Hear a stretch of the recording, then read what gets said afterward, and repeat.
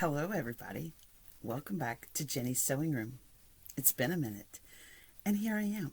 Today in Jenny's Sewing Room, I'm going to test a plan to make a pair of pants that I own a little bit more wearable by turning the closure into a button from a snap that doesn't function very well.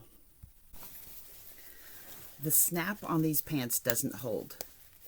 And so anytime you move or lean or bend, it just pops open.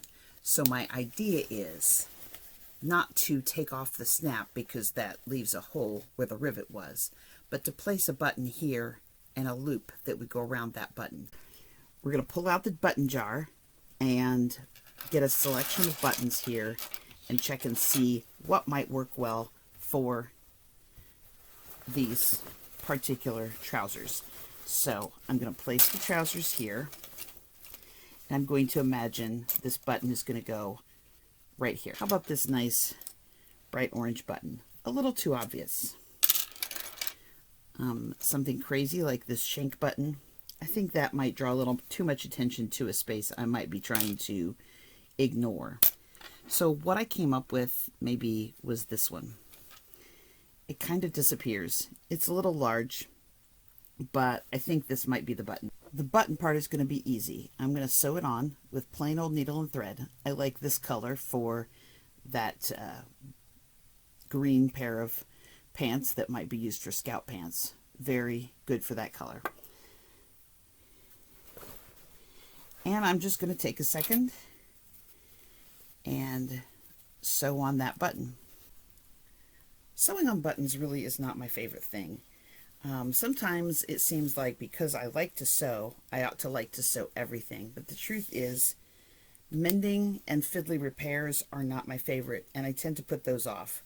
I've been contemplating how to make the waistband on this pair of pants more workable for every day, and have kind of thought through this for a long time, but haven't done anything about it. So I'm going to give it a try today, and if it doesn't work, I'll just pull it out. I was talking with a friend the other day, and she was talking about her favorite pants of this brand and the problem with the snap opening.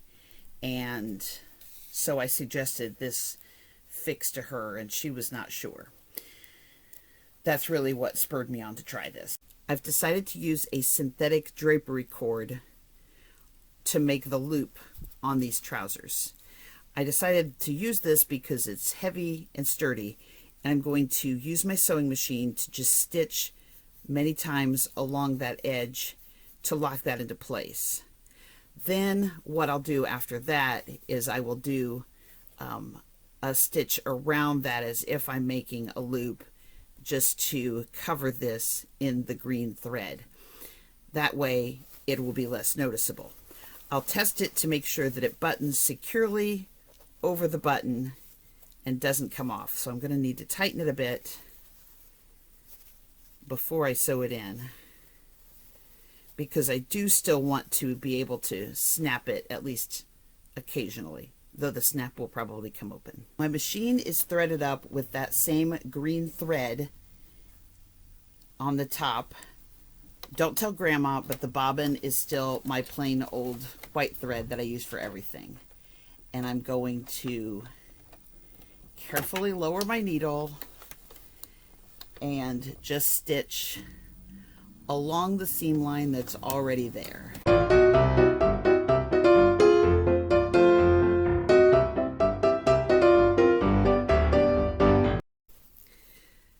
In order to wrap my thread, I'm going to start just at the very edge of the thread.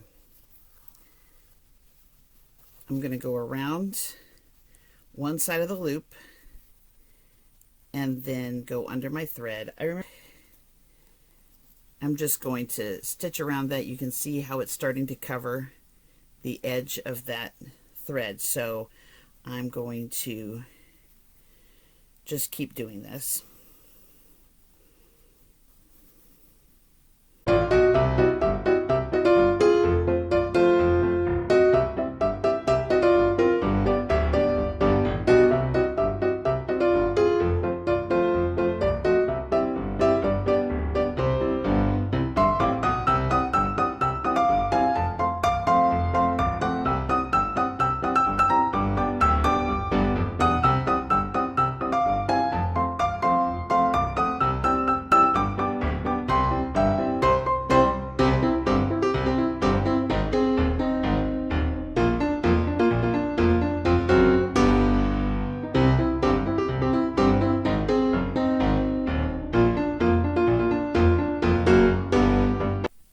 4,000 hours later, I have finished covering this loop, and I'm just going to tie off my thread.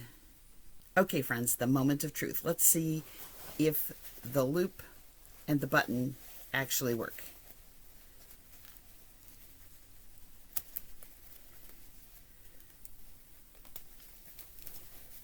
Okay, they work and they held. Now I can snap that pants.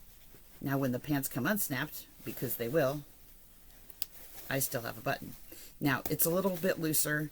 I'm not in danger of these falling down. I generally wear these with a belt anyhow, just because, well, that snap problem. So we'll see how they hold up. And I'm going to be wearing these to work today, so we'll see how it goes.